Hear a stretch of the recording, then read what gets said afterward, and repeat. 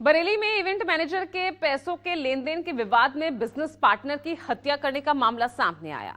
आरोप है कि इस हत्या की वारदात को अंजाम देने के बाद आरोपी ने शव को खेत में दफना दिया और इसका खुलासा होने के बाद पुलिस ने आरोपी की निशानदेही पर 10 दिन बाद शव को बरामद किया।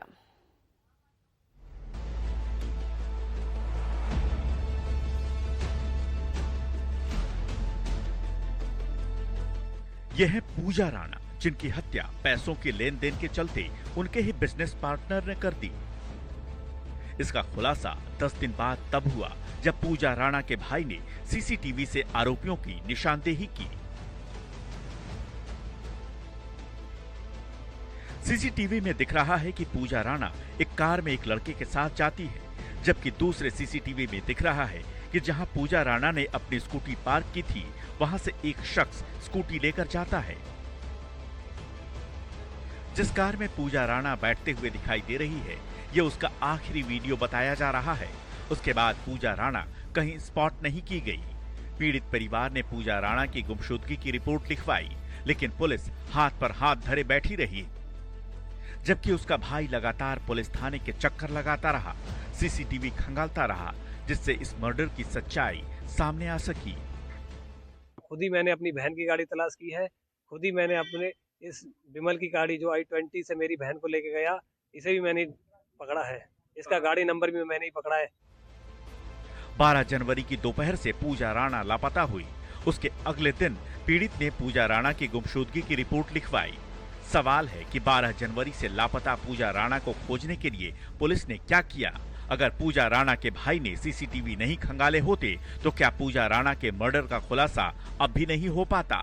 क्योंकि बरेली पुलिस सीसीटीवी की मदद से ही आरोपी विमल तक पहुंची, जिसकी गिरफ्तारी और कार की बरामदगी के बाद हत्या के पीछे की साजिश सामने आई। थाना बरादरी में दिनांक 12/1/2026 को एक 30 वर्षीय महिला की गुमशुदगी की रिपोर्ट उसके परिजनों द्वारा लिखवाई गई थी। महिला के मोबाइल की लोकेशन ट्रेस की गई तो वह दिल्ली की पाई गई और तत्काल 13 तारीख को पुलिस बल दिल्ली के लिए रवाना हो गया। वहां पर तलाश की गई। गहन तलाश के दौरान सीसीटीवी फुटेजेस भी देखे गए, जिनमें एक हुंडई i20 गाड़ी संदिग्ध प्रतीत हुई। इस गाड़ी के मालिक विमल कुमार, जो कि महिला का पूर्व परिचित था, उसको हिरासत में लेकर उससे गहन पूछताछ की गई तो उसने यह बताया कि महिला के साथ में पूर्व का उसके पैसों का लेन देन का विवाद था, जिसको लेकर उसने गला घोटकर उस महिला की हत्या कर दी। पुलिस का दावा है कि उसने पूजा राणा की गुमशुदगी की रिपोर्ट मिलते ही उसकी तलाश में आकाश पाताल सब एक कर दिया। सीसीटीवी से मिले सुराग के बाद आरोपी विमल कुमार की गिरफ्तारी हुई। उसकी निशानदेही पर शव को KCMT के पास के जंगल से बरामद किया गया, जबकि मोबाइल और स्कूटी की तलाश थी। आरोपी की निशानदेही पर पीलीभीत की बड़ी नहर से स्कूटी भी बरामद हो गई, लेकिन मोबाइल फोन अब भी लापता था, जिसकी तलाश में पुलिस जंगल की खाक छान रही थी। पुलिस आरोपी की बताई जगहों पर मोबाइल खोज रही थी। तभी विमल कुमार ने पुलिस को चकमा देकर भागने की कोशिश की। छिपा कर रखे लोडेड तमंचे से विमल ने पुलिस टीम पर फायरिंग की। आरोपी के इस हमले के बाद पुलिस ने विमल को जंगल में घेरा और उसको गिरफ्तार करने के लिए पैर में गोली मार दी।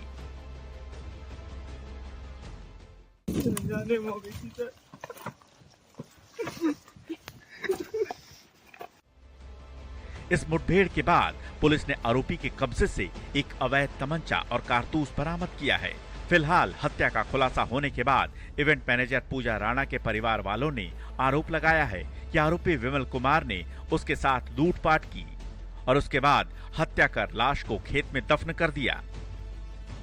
उसको मारने का तो खुलेआम, उसे कोई सर्दी गर्मी नहीं थी किसी की भी। बच्ची को 2 चैन सोने की गले में पड़ी हुई थी, उसकी 3 अंगूठियां थी, कानों में कुंडल थे, पैंडल भी था गले में, सारा यानी कि कम से कम 8-7 लाख रुपए को उसके बाद जेवर ही जेवर था।